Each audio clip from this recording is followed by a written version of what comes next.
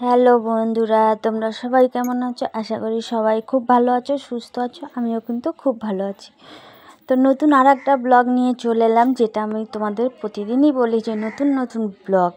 তো আজকে নিয়ে এসেছি কিন্তু বাপের বাড়ির ব্লগ, যেটা তোমরা খুব পছন্দ করো আর অনেকটা বেশি ভালোবাসা দাও আমাকে, আমি জানি। তো আজকে বাপের বাড়ির আর একটা নতুন ব্লগ নিয়ে চলে এলাম অনেক কদিন পর। তো চলো সবাই ব্লগটা দেখতে থাকো, আশা করি তোমাদের খুব ভালোই লাগবে। তো বাপের বাড়িতে আজকে অনেক দিন পর আজকে আবার কিন্তু খাওয়া দাওয়া। তো বেশ কিছুদিন না, মাস দেড়েক তো হয়েছে বাপের বাড়িতে কোনো ছোটোখাটো অনুষ্ঠান বা খাওয়া দাওয়া সেরকম কিছুই হয় না। তো আজকে মূলত ছিল আমার দিদির ছেলের জন্মদিন, সেই উপলক্ষে আজকে খাওয়া দাওয়া। তো সেরকমভাবে যে কেক টেক কাটা হবে ওই সব কিন্তু কিছুই না, এমনি জাস্ট নিজেরা একটু খাওয়া দাওয়া হবে সবাই মিলে। তো সেটাই হচ্ছে দুপুরবেলা। বিকেলের ওয়েদার ভালো থাকে না বলেও মানে বিকেলবেলা করা হলো না, ওই জন্য দুপুরবেলাতেই খাওয়া দাওয়ার ব্যবস্থাটা করা হলো, জানো তো। তো এই যেমন আমরা 4 বোন, তারপরে দাদা বৌদি, তো সবাই মিলেই আজকে একটু নিজেরা ছোটোখাটো করে খাওয়া দাওয়ার ব্যবস্থা করা হয়েছে। তো একদম সকাল সকাল চলে এসেছি, বাড়ির কাজবাজ গুছিয়ে, ওই জন্য আর তখন থেকে ব্লগটা শুরু করতে পারিনি। তো এসছি মোটামুটি 9টা বেজে গেছে, আর আজকে যেহেতু রবিবার, কারো স্কুলও কিছু নেই। তো সেই জন্য মানে মোটামুটি সকালের সব কাজবাজ সেরে রেখে আবার কটা জামা কাপড়ও কেচে ধুয়ে সব পাশের বাড়ির ছাদে মেলে দিয়ে তারপরে আমি 9টা নাগাদ এসেছি। তো এসেই একদম ঝটপট করে রান্না টান্না বসিয়ে দিয়েছি, সবাই গুছিয়ে গাছিয়ে। আর এখানে এই যে ছোটো বোন পান বানাচ্ছিল, সবাই পান খাবে বলে। আর এই যে বাবাও হচ্ছে কাজে গেছিলো, তো কাজ থেকে বাবা চলে এসছে। আর এই যে ছোটো বোনকে বললাম যে পান রেডি করতে, সবাই পান খাবে।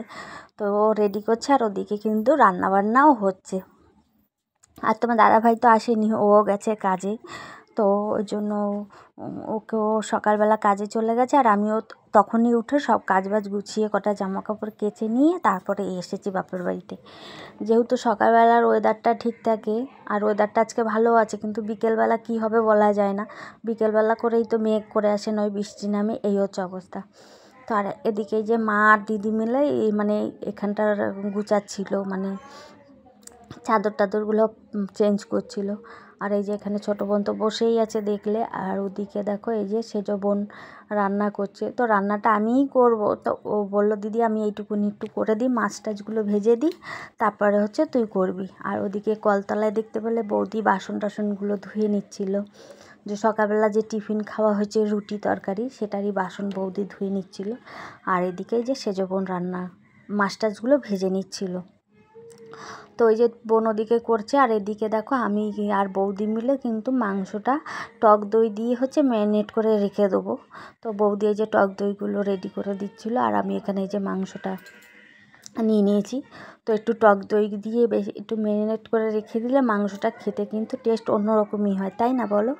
তো যাই হোক, এই যে এদিকে 3 জনে মিলেই কিন্তু মোটামুটি রান্নার জোগাড় করে ফেলেছি। আর আজকে অনেক কিছুই রান্না হবে, যেমন তোমার মাছের ঝোল হবে, মাংস হবে, বাঁধাকপি ভাজা, পটল ভাজা, আর হচ্ছে চিকেন।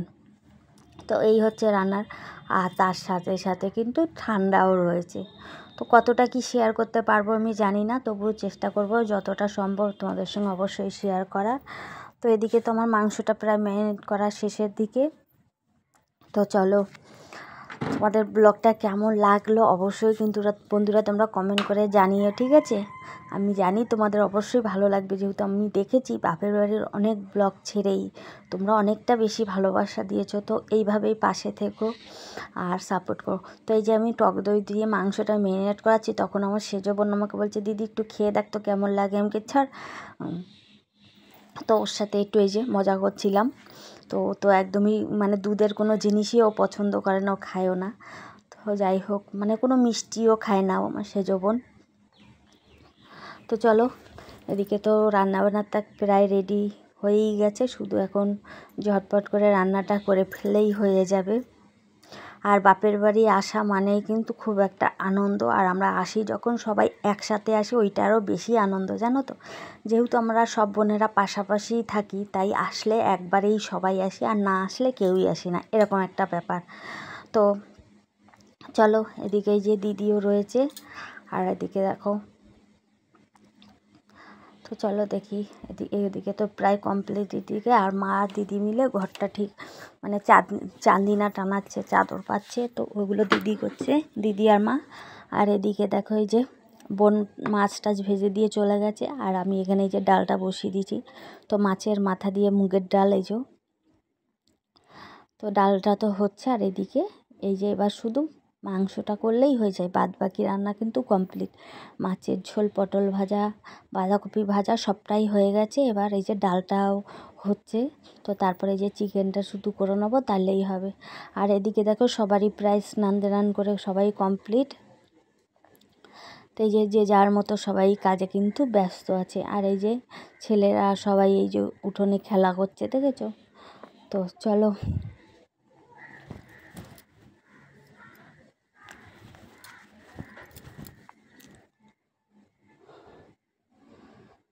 তো এই যে রান্নাবান্না তো আমি এদিকে করছি, সবাই সবার মতো ব্যস্ত হয়ে রয়েছে, সবাই রেডি হচ্ছে। চলো, তো বাপের বাড়ির কাজ বাজ সব তো শেষ করে, রান্নাবান্না শেষ করে, খাওয়া দাওয়া করে চলে এসেছিলাম বাড়ি। তো যেহেতু বাড়িতে অনেকগুলো জামা কাপড় মেলা ছিল, সকালে যাওয়ার আগে কটা জামা কাপড় কেচে দিয়ে গেছিলাম, তো ওই জন্য বাড়িতে চলে এসেছিলাম।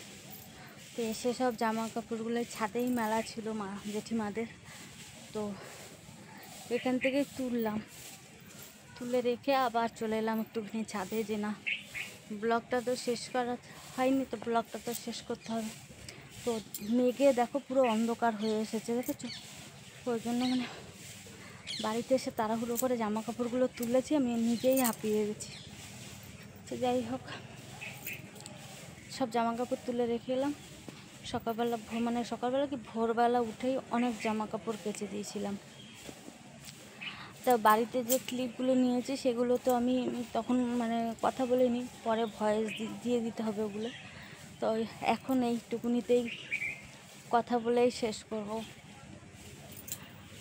ওই দেখো ঘুরি বৃষ্টি পড়াও শুরু হয়ে গেছে, দেখেছো? তো হাঁপাতেই বাড়ি চলে এসেছি একরকম।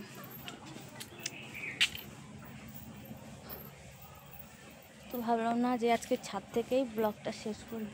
দেখো জেঠিমাদের গাছে এখনও কত সুন্দর কাঁঠাল রয়েছে, দেখেছো?